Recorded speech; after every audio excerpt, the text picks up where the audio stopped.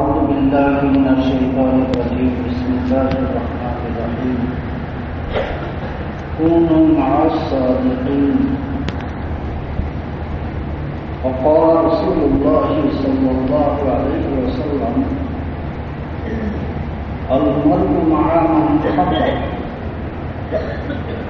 أو كما قال عليه الصلاة والسلام नहायत काबिल एहतराम আমার দিনদর্শী ইসলাম প্রিয় ইমানদার ভাইরা, সর্বাগ্রে আল্লাহ পাকের সামনে অগ্রন্ত কৃতজ্ঞতা জ্ঞাপন করছি যে আল্লাহ পাক আমাদের আদৌ দুনিয়ার হায়াত পাকে রেখে সুস্থতার নিয়ামত দান করে দুনিয়ার উপরে আখিরাতকে প্রাধান্য দিয়ে চিরস্থায়ী সম্পদ অর্জনের জন্য আল্লাহ পাক একটা মকবুল পরিবেশের ভিতরে আল্লাহ পাক আমাকে এবং আপনাদেরকে আসার এবং বসার তৌফিক দান করছেন। এজন্য আমাদের অন্তর থেকে আল্লাহ পাকের প্রশংসা, আলহামদুলিল্লাহ। মুক্তি চিকিৎসা দামাত বারাকাতুহু আলিয়া, আমি কোথায় যায় বয়ান করতে আমার দিলের ভিতরে কোনো ভয় আসে না, কিন্তু মুক্তি চিকিৎসাদের মাদ্রাসায় এসে যখন দুই একটা কথা বলি, কি একটা ভিড় যেন আমার ভিতরে বিস্তার করে, মনে হয় যে আমার থেকে কোনো দেয়া যদি হয়ে যায় কি। এই পরিবেশের জন্য আমার মতো নগণ্য ব্যক্তি দ্বারা কোনো দেয়া যদি হয় কিনা এবং এই পরিবেশের কোনো ক্ষতি হয় কিনা। বাকি মুক্তি চিকিৎসক দামাত বারাকাতুহু আলিয়া উনি আমাকে হুকুম করছেন একটা কথা বলার জন্য। আল-আমরু ফাওকাল আদব, হুকুম রক্ষা করাটা ইসলামের একটা বিশাল একটা আদব বা ভদ্রতা। সেই হিসাবে উস্তাদের সামনে যেরকম ছাত্ররা কিছু সবক শোনায়, ঠিক অনুরূপ আমি দু একটা কথা আপনাদের সামনে পেশ করতেছি। কারণ এখানে আমি জানি বিশ্বের এখানে অনেক দূর দরাজ থেকে, বিশেষ করে হযরত ওলামায়ে কেরামের আগমন এখানে। আমি শুধু এতটুকু কথাই বলতে চাই, আল্লাহ তাবারক ওয়া তাআলা কোরআন পাকের ভিতরে ইরশাদ করছেন কুনু মা'আস সাদিকিন। ওলামায়ে কেরাম তো জানেনই, এর আবিধানিক অর্থ হল তোমরা নেককারদের সাথী হয়ে যাবে। তোমার উঠা বসা চলাফেরা, লেনদেন, আচার আচরণ, দুনিয়ার মহব্বত, যা কিছু যেন তোমার নেককার ব্যক্তিদের সাথে তোমার হয়ে যায়। হযরত সাহাবায়ে কেরামের জীবনেও দেখা গেছেন যে ওনারা অনেক সময় দোয়া করছেন আল্লাহর কাছে, আল্লাহ তুমি আমাকে এমন একজন নেককার ব্যক্তি সন্তান দিয়ে দাও, যার সহচর্যে গেলে যেন আমার দুনিয়া এবং আখিরাতের ফায়দা হয়। হাদিসের কিতাবের ভিতরে এই ধরনের হাদিসও আসছে। বিশাল এক ব্যাপার। এখানে তাফসীরের কিতাবে এই আয়াতের অনেক ব্যাখ্যা লেখে। আমাদের প্রথম জানা দরকার, নেককারদের দরবারে যে আল্লাহ পাককে আসার জন্য বললেন, বসার জন্য বললেন, কেন আমরা নেককারদের কাছে যাব? কেন আল্লাহ এই আদেশটা আমাদেরকে করলেন? কেন? একটা দৃষ্টান্ত দিলে আপনাদের বুঝে আসবে। ভারতের ভিতরে এক বড় বুজুর্গ, সারা পৃথিবীতে তার নাম আবু আসর কিয়ামত পর্যন্ত থাকবে, হযরত মাওলানা আব্দুল কাদের রায়পুরি রহমতুল্লাহ আলাইহি। নামের সাথে সাথে অনেকের মাথা ঢুকে গেছে, কারণ তাকে চিনি না, দেখলেও নামেই চিনি। হযরত মাওলানা আব্দুল কাদের রায়পুরি রহমতুল্লাহ আলাইহি। ওনার কথাটা দেওবন্দ মাদ্রাসার মেন মুফতি হযরত মাওলানা মুফতি মাহমুদুল হাসান রহমতুল্লাহ আলাইহি উনি এটা বয়ান করতেছিলেন যে আব্দুল কাদের রায়পুরি রহমতুল্লাহ আলাইহি উনি বলতেছিলেন যে আমাদের এই মাদ্রাসা রায়পুরে দারুল রহিমিয়া, যেটা দিল্লিতে হযরত শাহ ওলিউল্লাহ মুহাদ্দিস দেহলভী রহমতুল্লাহ আব্বা তৈরি করছিল এই মাদ্রাসা। সেই মাদ্রাসা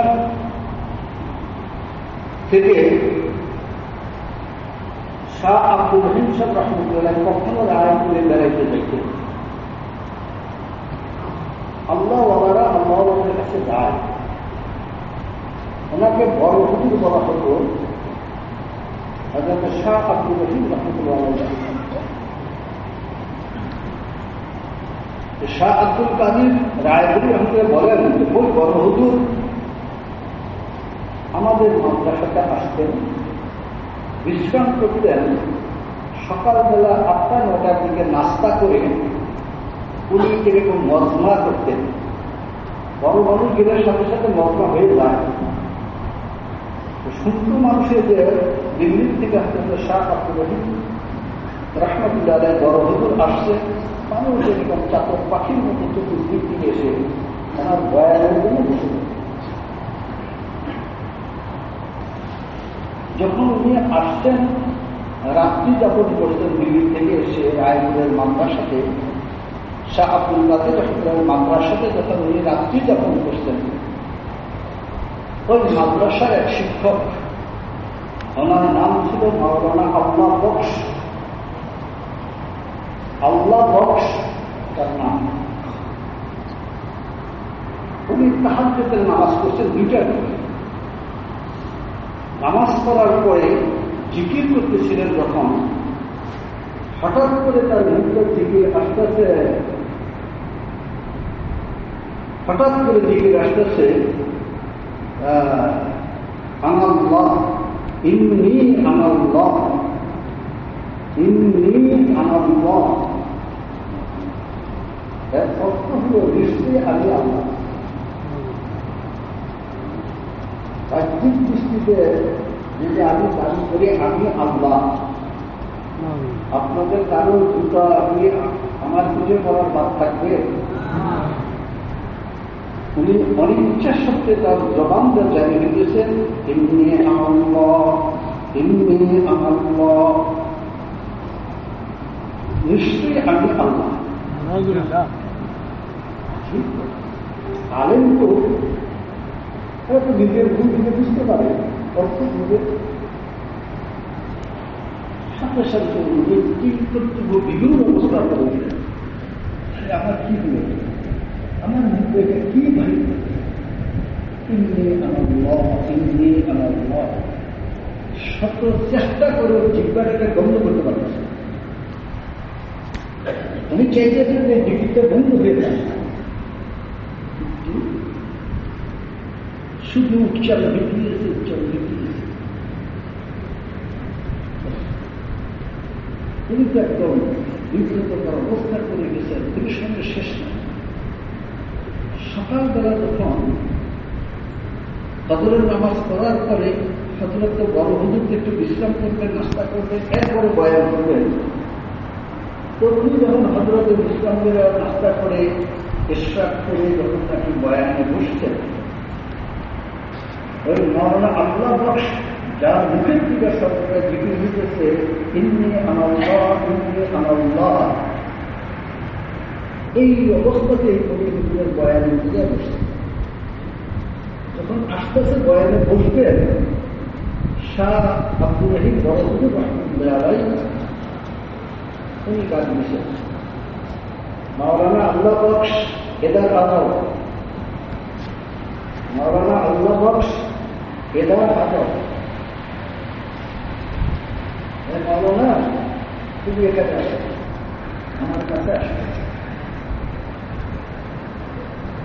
যখন কাছে এসে বসতে তোমার জীবনটা বন্ধ হয়ে গেছে, কিন্তু বসতে বন্ধ। হযরতে ওই শাহ আব্দুল কাদির রায়পুরি রহমতুল্লাহ উনি ওই মাওলানা আল্লাহ বক্স হুজুর বিদায় দিয়ে দাওয়াত করে জিজ্ঞাসা করছেন, মাওলানা এইভাবে আপনাকে আজকে বিশেষ করে ডাক দিয়ে বুঝতেন, আপনাকে যদি এইভাবে বিশেষভাবে ডাকে না, কিন্তু আজকে আপনাকে বিশেষভাবে ডাক দেওয়াটা ডাকে কেন ডাকলো আপনাকে? তখন উনি বলতেন, মাওলানা আল্লাহ বলতে হুজুর আমি তো শেষে তাহাজ্জুদের নামাজ পড়ে যখন জিকির করতেছিলাম, আপনি আমার মুখ দিয়ে বাহির হতেছে এমনি আমার, কিন্তু কোনোভাবেই আমি আমার জিকিরটা বন্ধ করতে পারতাম না। জিব্বার ভিতরে কামড়টা ধরে থাকে, তারপরেও আমার মুখ দিয়ে ওই একই শব্দ বাহির, কোনোভাবেই বন্ধ করা আমার সম্ভব না। কিন্তু আল্লাহ পাক কখনো কখনো আল্লাহওয়ালাদের কলব আত্মাটা কখনো কখনো খুলে দেয়, এটা বলে কাষ্ট। এরা থাকে জমিনে, আসমান জমিনের সব কিছু তারা কখনো কখনো দেখে। তখন আপনারা জানেন হযরতে আবু বকর সিদ্দিক রাদিয়াল্লাহু আনহুর কাছে যখন জিবরাইল আসছেন, এসে বলতেছেন, খলিফাতুল মুসলিমিন আইনা জিবরাইল, এখন জিবরাইল কোথায়? জিবরাইলে বলতেছেন, সে প্রশ্ন করছে জিবরাইল কোথায়? তখন আবু বকর সিদ্দিক এখন আবু বকর সিদ্দিক রাদিয়াল্লাহু আনহু দোয়া করার বসে গেছে, চিন্তায় মাথা উঠায় করতেছে, আমি আসমান জমিনের সব জায়গায় তালাশ করে দেখলাম, কোথায় জিবরাইল নেই। এটা আপনি জিবরাইল, এটা বাংলার এখতিয়ারে না। জিনিসটা মনে চাইলেই যা কিছু দেখবে বা শুরু করবে বলবে এটা পারে না। কখনো কখনো আমরা খবরটাকে এটাকে কাষ্ট বলে। তো আপনারা হয়তো একটা জিনিস জানতেন যে আল্লাহ বক্সের রাত্রে এটা এরকম অবস্থা হয়েছে, উনি জানলো কেন? গায়ের জানে, গায়ের মশালা এখন এই ধরনের ঘটনা থেকে জায়গা থেকে দলিল নেয়, যে রবিও গায়ের জানে, আল্লাহ রবিরা গায়ের জানে, এই ধরনের ঘটনা থেকে। কিন্তু তাদের এটাই জেনে থাকা দরকার যে না, আল্লাহ পাক কখনো ইলহামের দরজা, নবুয়তের আসতে ওহির আগে ওহির দরজা বন্ধ হইলেও ইলহামের দরজা বন্ধ হয় না। এই লোকটা কাকে বলে? যারা সবাই আঘাত করেন বা পড়াইছেন বা করছেন তারা জানেন। এই লোকটা উৎসাহী আল্লাহ কিন্তু আল্লাহর বিশেষ অনুগ্রহে কিছু কিছু জিনিস আল্লাহ পাক বান্দার অনুগ্রহের মধ্যে ঢুকে দেন, এটাকে ইলহাম বলে। অভিজ্ঞ সেটা আরো জিনিস, কিন্তু ইলহামের দরজা আদর আছে কি আমার করতে থাকি আল্লাহ বিশেষ বান্দাদের কাছে জিনিসটা আসে কখন?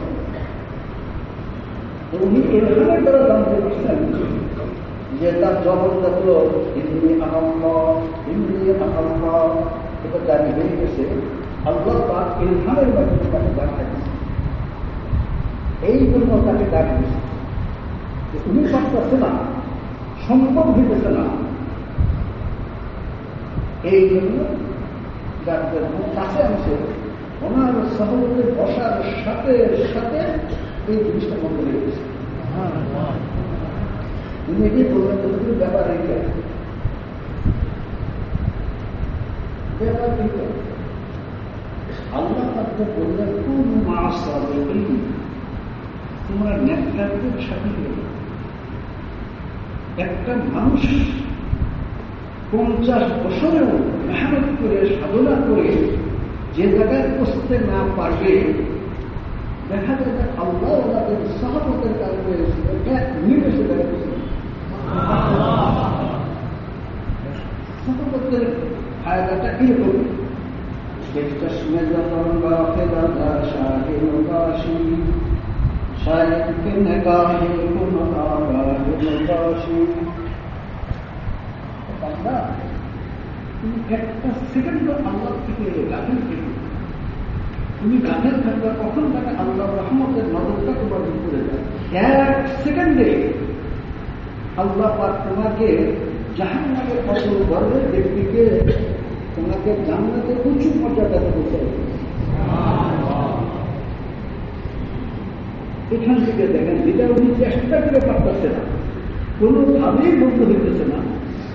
বাহ্যিক দৃষ্টিতে এমনি আল্লাহ, এটা আপনার ফতুয়ার দৃষ্টি আছে। ফতুয়ার দৃষ্টিতে এটা বলা যাবে কিনা, বাহ্যিক মসজিদের কাছে গেলে মুসলিম খোদা দাবি করে সাথে সাথে কুকুরের ফতুয়া দেবে। কিন্তু সমুদ্রের বাইরে একটা রাস্তা আছে, এটা থানা ফিলখানা করে থানা হয়ে যাওয়া। যেমন মানুষের একই কোনো জিনিস বিশ্বাস করার 3টা স্তর আছে। আলেমরা জানে, আমাদের ছাত্ররাও জানে, আসলে জায়গায় আমরা জানি 3টা স্তর। একটা হলো আইনুল একিম, একিমের একটা 1 নম্বর নাম হলো আইনুল ইয়াকিন, আরেকটা নাম হলো একটা নাম হলো এলমুল ইয়াকিন, এটা 1 নম্বর। এলমুল ইয়াকিন 2 নম্বর হলো আইনুল ইয়াকিন, 3 নম্বর হলো হকুল ইয়াকিন। দোকান দিলে বুঝতে হবে, যেমন আগুন গরম, এই কথাটা এলেন আপনার বেড়ে গেলে জানলেন যে আগুন একটা গরম জিনিস, এটাকে এমনি একটি বলে। আমাদের এলেন ধরে জানলেন আগুন গরম বা চা গরম। আপনি এক বাড়িতে গেলেন, যাওয়ার পরে শীতের সময় চাটা আপনার জন্য ফায়দা করেন, আমি বললে ভালো হয়। তো বাচ্চারা বলতেছে একটু চার ব্যবস্থা করি, তাহলে উনি যে চা দিবে এটা আপনারা মেনে নেবেন। এটা হলে এলবু দেখি চাটা আনবে, চাটা আপনাকে পান করাইবেন, এটাকে আপনার দিলেন হইবে। যখন চাটা তৈরি করে আপনার টেবিলের সামনে আসছে, এটাকে বলে আইন দেখি। চোখটা দেখতেছে এখন যে চা এসে গেছে, আগের থেকে জানার থেকে এখন একটু মজবুত হয় নাই। চা দেখার পরে তাদের চা যে দিবে, সে যখন বলছে চা পান করবেন, দিতে বোঝা যায় যে চা পান করাবেন, এটা কিন্তু চাটা যখন এসে গেছে সামনে, তখন আগের থেকে স্তর একটু মজবুত হয় নাই। এরপরে যখন চার গরমটা নিজে দিয়ে ফেলছে, তখন এটাকে হক করে টেকিং হয়, এটা পরিপূর্ণ। যেমন লোহার গরম, একটা গরম লোহা, এর ভিতরে যখন আপনার আগুন উঠে দিল, তখন দেখা গেল যে এরকম ভাবে এটা হয়ে গেল নির্মূল ব্যক্তিদের থেকে আইন ব্যক্তি। যখন আগুনটার ভিতরে লোহাটা দিচ্ছে, পুরাপুরি লোহাটা আগুন দিয়েছে, লাল টকটক করতেছে, এগুলো বলে ফসল থেকে।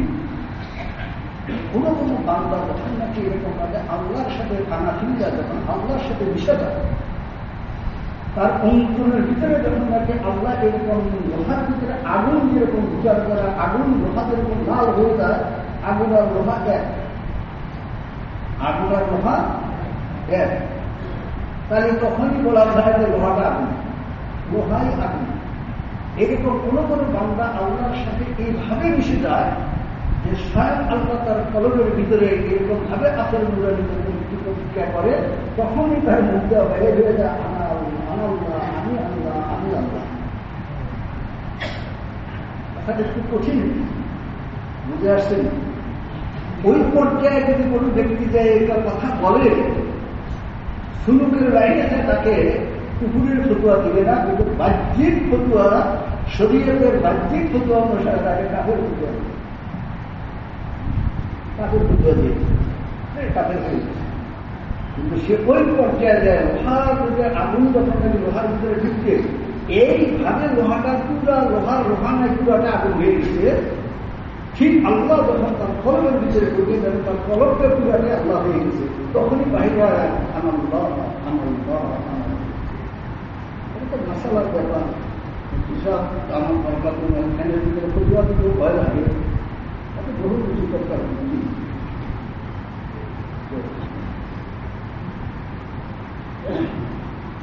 এই কথাটাকে একটু বিদা বুঝে দিতেছিলাম যে আল্লাহ আমাদের কাছে আসলে ফায়দা হয় কি হয় না, কবিয়ে কি বলে एक जमाना सहबते बा अलिया, एक जमाना सहबते बा अलिया, बेहतर सब साल मेरा तो बेहतर सब साल तो आगे दिया। রিয়া কিন্তু আল্লাহর সন্তুষ্টির জন্য, রিয়া মুক্ত, লৌকিকতা মুক্ত যদি কোনো এবাদত 100 বছর করে, তাহলে তার চেয়েও সামান্য একটু সময় আল্লাহ দরবারে বসলে ওই 100 বছরের এবাদত, যে এবাদত তার কাছে কবুল হয় রিয়া মুক্ত, এটার যে বান্দা যেখানে যায় পৌঁছে এবাদত করতে করতে আল্লাহ দরবারে এসে এক মুহূর্তের ভিতরে সেই দরকারটাকে বাংলা খুশি হয়। আপনাদের আশাটা কোন ভাষাটাতে আপনাদের প্রশংসা করবো, এটা ভাষা আমার কাছে নেই। সবচেয়ে বড় জিনিস হল মানুষ কিন্তু বহুত্রের দরবারে যায় না, গরু ছাগল নিয়ে গেছে, এরা দিন না, আমি সেটা তো দিই বাহ্যিক ইস্তেমাল তাদের কি বলে, আপনাদের থেকে দামি দামি অনেক মানুষ দেখেছে,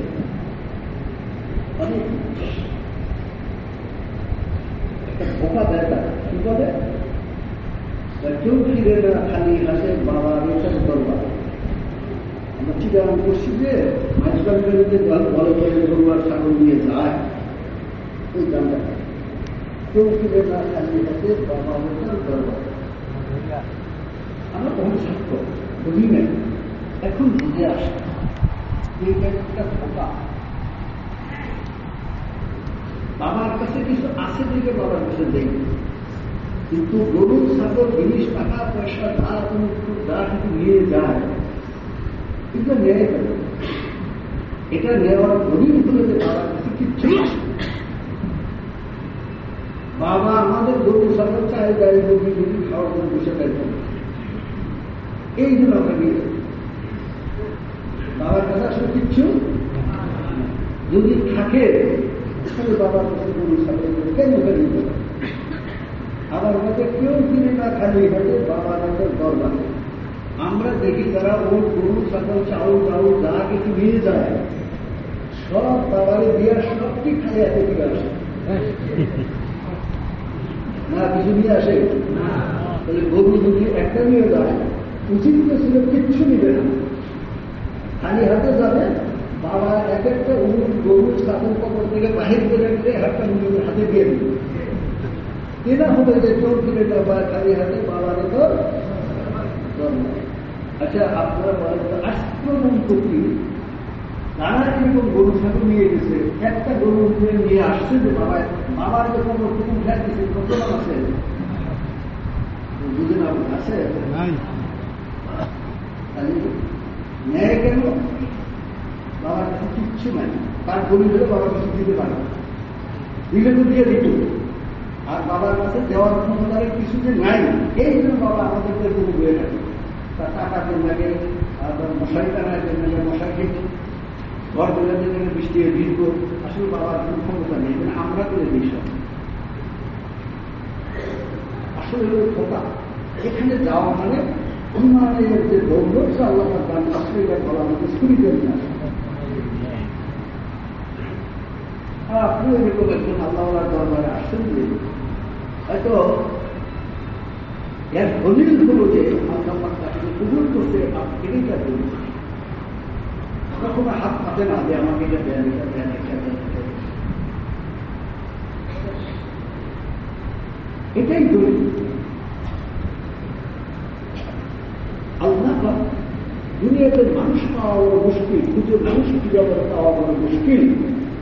আল্লাহ পাক পাওয়ার দিকে আলম যার দুনিয়া আখেরাতে মঙ্গল কামনা করেন, দুনিয়াতে আল্লাহ পাক তার একজন সহি রাহাবতাকে মানায়।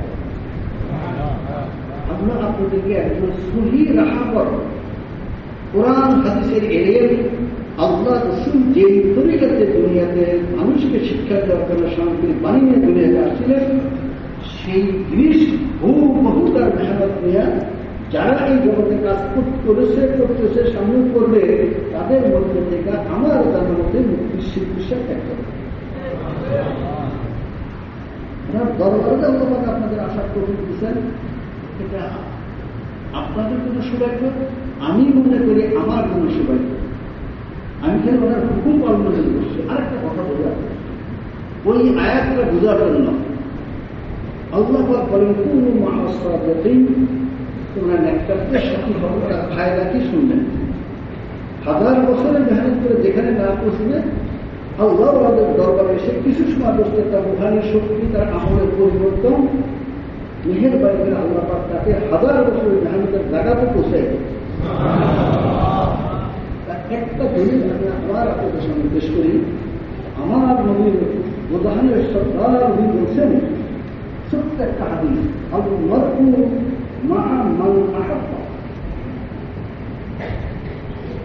মানুষ তার সাথে থাকবে যাকে মহব্বত করে। কোথায়? আসলে ময়দানে বা জান্নাতে। দুনিয়াতে যে ব্যক্তি যার সাথে মহব্বত রাখবে, আল্লাহ তাবারক ওয়া তাআলা তার সাথে তার হাসন নসব করাইবেন তার সাথে। তাহলে এটা কত জরুরি জিনিস। একটা কোরআন ডাক্তারদের সাথে হোক, রসুল বলেন যে তার সাথে তার সে মহব্বত করবে, তার সাথে সে থাকবে। গরুওয়ালারও মহব্বত করলে গরুওয়ালার সাথে থাকবে। কথা লম্বা হয়ে যাবে। গরুর কথা যেগুলো আসছে, হযরত সুফিয়ান সৌরি আমরা হাদিসের কিতাব আল্লাহ করার তৌফিক দিয়েছেন কোরআনের। হযরত সুফিয়ান সৌরির নামটা হাদিসের প্রায় কিতাবের পাতায় পাতায় আসে। উনি সাহাবায়ে কেরামের যুগের মানুষ, বহুত কিছু তথ্যের মানুষ। উনি আপনার একদিন মসজিদে ঢুকতেছে যে হঠাৎ করে ভুলে বাম পাতা ঢুকে গেছে। মসজিদে ঢুকার তরিকা কি জানবা না? লম্বা কথা, অল্প একটু শুরু করে দিচ্ছে। সাথে সাথে উপর থেকে আওয়াজ আসছে, ইলহাম এসে গেছে, ইয়া সৌর মা তাফালু।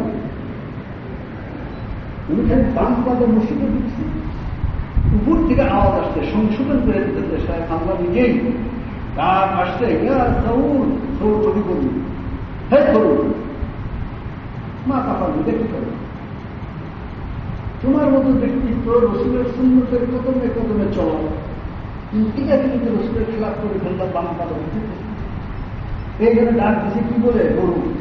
সৌর শব্দটা ডাক দিতে গরু, সৌর মা মা তাফালু, কি দেখি তোমরা। এই জন্য এই নামটা তার নামের সাথে জীবিত থাকতে হবে। কিয়ামত পর্যন্ত এই শব্দটা নামের সাথে সংযুক্ত করে রাখা হয়েছে। সুফিয়ান সৌরি অর্থাৎ গরু সুফিয়ান। তাহলে সুন্নতের খেলাফ কাজ করার কারণে তারা কি বলছে? ওনাকে বলা হচ্ছে গরু। কিসের কারণে? একটা সুন্নতের খেলাফ কাজ করছে। আচ্ছা, তাহলে যারা 1000 সুন্নতের খেলাফ কাজ করে, কোরআন হাদিসের উল্টা চলে, এটা গরু না?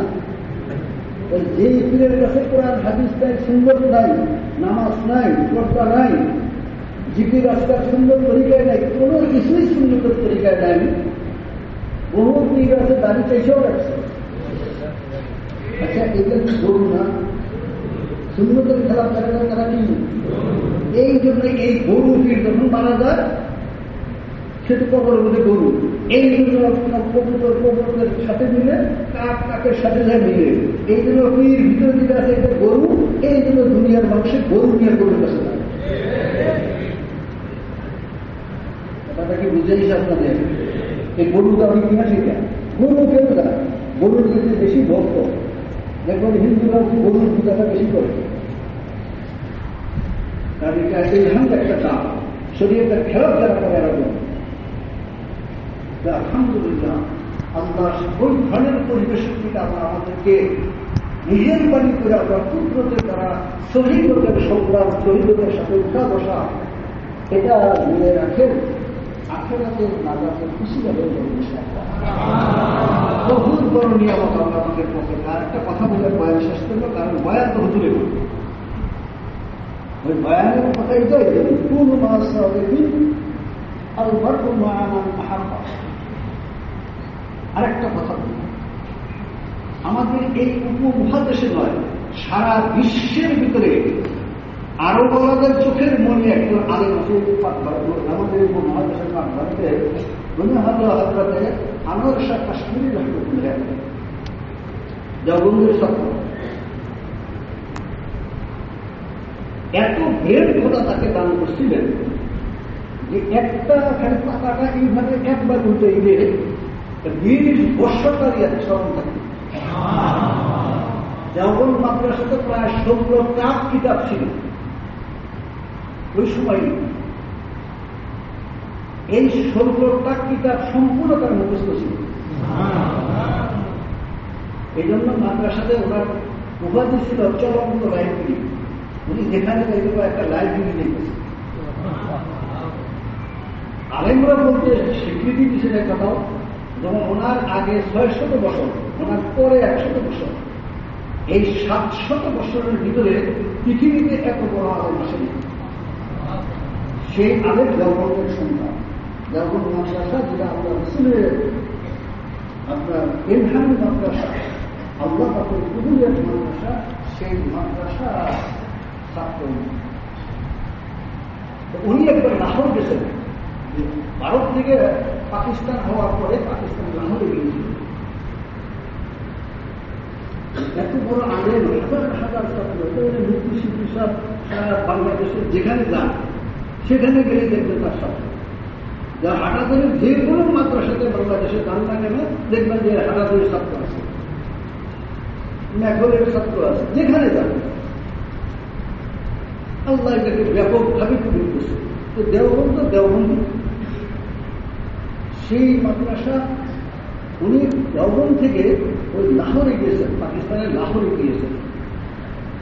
যাওয়ার পরে সেখানে শত শত বড় বড় আলেম, কত বড় আলেম আপনি চিন্তা করেন। উনি বুখারী শরীফে একটা সরা লেখছে ফয়জুল বারী 4 খণ্ডে। আরবওয়ালারা এই কিতাবটা দেখে তারা একদম হতভম্ব হয়ে গেছে। যারা আরবি ভাষা জানে না, এই আরবি অনারবি লোকেরা কোরআন হাদিসের এইরকম ব্যাখ্যা করতে পারে যে আরবরা যদি কল্পনা করতে পারে নাই, এইরকম আপনার হাদিসের নিপুণ তথ্য উনি বয়ান করছে। কত বড় আলেম। লাহোরে যাওয়ার পর ছাত্ররা অনেক আসছে, অনেক আস্তে আস্তে দেখে আছে, আস্তে আস্তে হিন্দুস্তান থেকে আমাদের ওস্তাদ বা এরকম সবচেয়ে পৃথিবীর বড় আলেম আসছে। এক নজর দেখার জন্য হাজার হাজার আলেম দেখেছে। ওই সময় ডক্টর ইকবাল জীবিত ছিল, ডক্টর ইকবালের নাম। এই ডক্টর ইকবাল আলেমদের নাম দিত, কি জানি যদি এখনো দেখবেন আমাদের সমাজে যারা কিন্তু অনেক লোক আছে, যারা নাস্তিক না তাদের অনুসারে মধ্যে আছে, এরা কিন্তু আলেমদের দেখতে পারে কিছু। এরা কি করবে, খাইব কি করবো, মাদ্রাসা পড়াটারে একটা আপনার মনে করেন জীবনকে একটা অপচয় হতে পারত। এটা কিন্তু খুবই বুঝলাম আল্লাহ আলেমদেরকে কোন জায়গায় নিয়ে রাখছে, যে কি নিয়ে আমাদের ভিতরে রাখছে, তুমি বুঝলাম।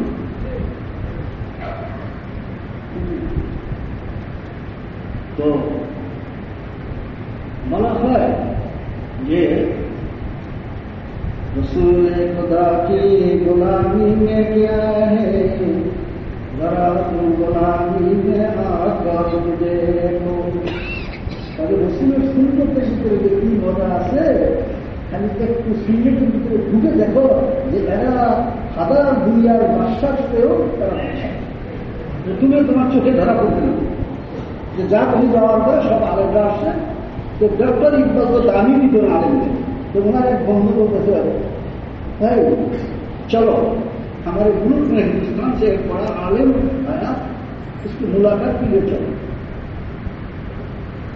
इकबाल के तरह बोलिए गाँव अरे ठीक है किसेर आलिम मतलब एक दिन दो दिन बाद माने बोले भाई तुम्हें तो कत जगह नहीं बेड़े जाओ तो एमনি चलो একটু দেখে আসো যখন তিনি আসছে বলার পরে বন্দুক দেওয়ার পরে তখন আসতে আসার পরে এই মজমা যেমন অন্যান্য মাহফিলের দাম আর এই মাহফিলটার একটু ব্যতিক্রম আছে দেখেন অন্য জায়গায় মানুষ যদি তার চেয়ে দোকান বেশি যেদিন ও বয়ানে থাকে তার চেয়ে বেশি মানুষ দোকানে বসে থাকে আচ্ছা এখানে শিব বিষয় এখানে দেখেন এটা আপনি বেশি খেত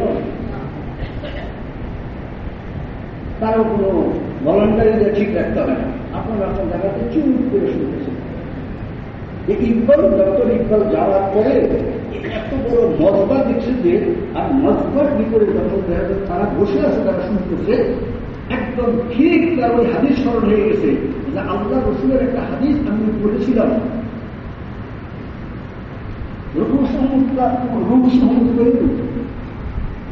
যে সাহাবাদের রসুলের সামনে এইভাবে বসতেন যেমন একটা কাঠ বসে রয়েছে পাখি যেন তাদের মাথার উপর কাঠ নিয়ে বসেছিলেন একটুকু নড়াচড়া নাই একটু কথাবার্তা নেই এদিক যাওয়া নাই সব মাথা নিচে উঠিতে রসুলের কথা শুনে এই হাদিসটা যখন করছেন আইসা দেখে যে উনি ডক্টর ইকবাল যে আনর্শা কাশ্মীর মাহফিলের ভিতরে সমস্ত শ্রোতা এই সাহাবিদের রঙে রঙ্গিত এটাই তার একটা বিশাল একটা আসর হয়ে গেছে ঠিক আছে যেমন শিবকৃষ্ণের মাদ্রাসার ছাত্র অন্য মাদ্রাসার কিছু ব্যস্ত আছে ছোট্ট একটা বাচ্চারও মাথা মতো পারে না নাই এখানকার ছাত্রদের দেখছেন তো মসজিদের দেখে দেখবেন সব পাখি পায় রসুল করিম সাল্লাল্লাহু পাখি করতেন সাহাবারা করতেন ফেরেশতারা বদরের যুদ্ধে আসছে যে সবার মাথা পাখি সেই রকমের অঙ্গীকার বর্তমান বিশ্বের বড় বড় আলেম পাকিস্তানের ভিতরে সবচেয়ে বড় আলেম সারা বিশ্বের ভিতরে আল্লাহ ইসলাম হিসাবে উনি আমি যখন মেঘল মাদ্রাসা করি নিজাম জামাতে করি তখন উনি আসছিলেন মেঘলের ছাত্রদের উদ্দেশ্যে বিষয় ওখানকারী ছাত্র সব 1300 ছাত্র ছিলেন মাদ্রাসায় সব মাতামতের পার্টি সকালবেলা খবরের 7-8টার দিকে ছুটে দিয়ে উনি একটা কোন জায়গায় বয়ান করতেছিলেন আর উনি বলতেছিলেন যে বাংলাদেশে এসে যদি আমি এই মাদ্রাসাতে না আসতাম অর্থাৎ মেঘল খিদায়ের মাদ্রাসায় না আসতাম আমার সফরটা অসম্পূর্ণ থাকবে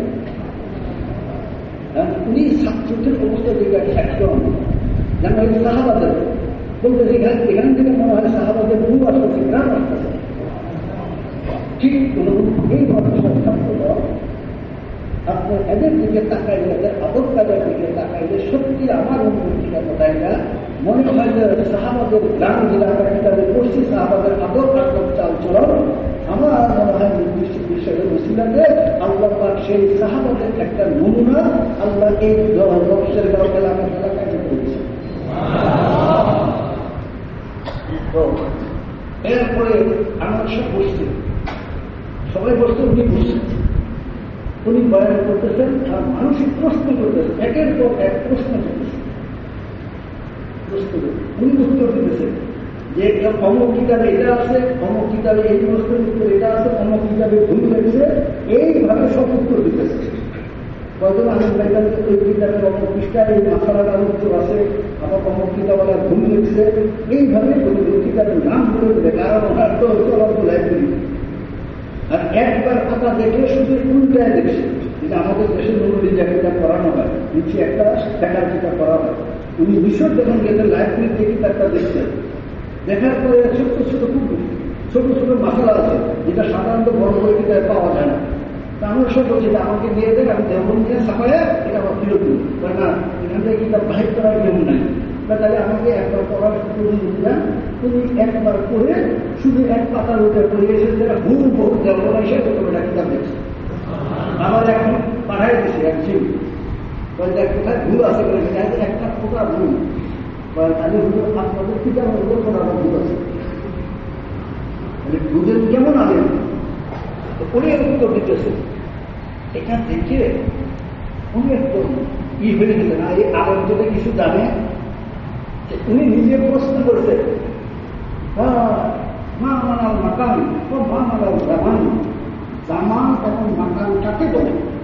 এই আনোয়ার কাশ্মীরি রহমতুল্লাহকে ওই ডক্টর ইকবালে প্রশ্ন করছে। এটা আপনাদের এখানে বলা যাবে না, জামান মাকানের প্রক্রিয়া এখানে করার জায়গা নেই। জামান কাকে বলে, মাকান কাকে বলে?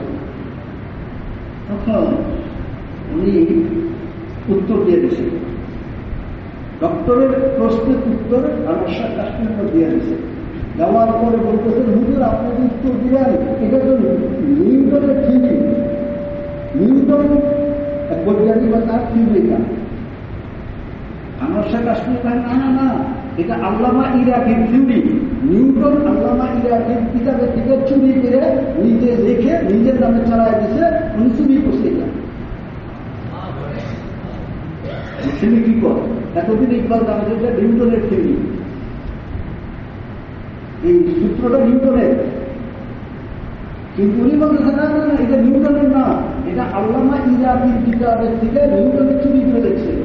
দেখে অনেক দেখে অনেকের কিতাব থেকে একটা জিনিস দেখতে নিতে যাবে সারে লিখে দেয়, এটা তো যায় হারাম। মাথাটা বুঝেছেন কথাটা, কিতাবের আর ঘরে থেকে হু হু দেখে ওই কিতাবের নাম না দিয়ে নিজের নাম দিয়ে সারায়। উনি ঠিক এরকম বলছে, বলতেছে যে ওই নিউটনের এটা তার নিজের থিওরি না, এটা আলেমদের থিওরি, আল্লামা ইরাকির থিওরি। এটা চুরি করে নিয়ে ওনার নামে চালায় দিছে। কিন্তু হয়তো এটা কি করে তুমি তার প্রমাণ দেবো আমার কাছে কিতাব আছে, যা দেখতে পাবো, তারা কিতাব পাঠাই দিচ্ছে। এখান থেকে উনি আলেমদের পুরা ভক্ত হয়ে গেল, যে আলেমদের দেখতেই পারতো না। বিশেষ করে তার কথাটা বলতেছিলাম, উনি ছিল কাদিয়ানী ধর্মের সেক্রেটারি। পাকিস্তানের ভিতরে এই ডক্টর ইকবাল ছিল কাদিয়ানী ধর্মের সেক্রেটারি। কাদিয়ানী তাদের না, সেই রসুলের শত্রু যে ভণ্ড নবী দাবি করছে, এই ভণ্ড নবীর সেক্রেটারি ছিল এই ডক্টর ইকবাল। যখন ওনার দরবারে এসে গেল, ওনার দরবারে আসার সাথে সাথে এখন দেখে যে খুব ভক্ত হয়ে গেছে ডক্টর ইকবাল, হুজুরের খুব ভক্ত হয়ে গেছে। এখন আগে থেকে জানেন, আগে মাস্টার বলেন, এখন বলতেছে আপনি তো আমাকে মহব্বত করেন, বুঝতে পারছি। ডক্টর ইকবালকে বলতেছে আশা কাছে আপনি তো আমাকে বুঝায় মনে হয় মহব্বত করেন, বুঝা দেখতেছে, কিন্তু আমি আপনাকে মহব্বত করতে পারি না। কেন? যে আমি জানতে পারছি যে আপনি কাদিয়ানী ধর্মের সেক্রেটারি, আপনি হলেন জাহান্নামের অকল গর্বের ব্যক্তি। আমার রসুলের শত্রু যে কাদিয়ানী গোলাম আহমদ, আপনি তার ধর্মের লোক, আমি আপনাকে আমার রসুলের শত্রু যে তাকে আমি মহব্বত কেমনি করতে পারি? শুধু এতটুকু কথা বলছি। এতটুকু কথা বলার সাথে সাথে উনি চলে গেছে। ডক্টর ইকবাল উঠে গেছে, উঠে দেয় এসে অনুভূতি করে আমার হুজুর আমি আজকের থেকে তওবা করলাম, আমি জীবনে যতদিন বেঁচে থাকি আমি আজকের থেকে ইস্তেফার করবো। আমি উঠে গেছি দরখাস্ত লেখার জন্য, আমি আজকের থেকে কাদিয়ানী ধর্মের থেকে ইস্তেফা দিয়ে আমি আপনার হাতে বয়াত দিয়ে আমি এই আপনার মত অসুবিধা সেটার উপরে আমার জীবন চলে গেল।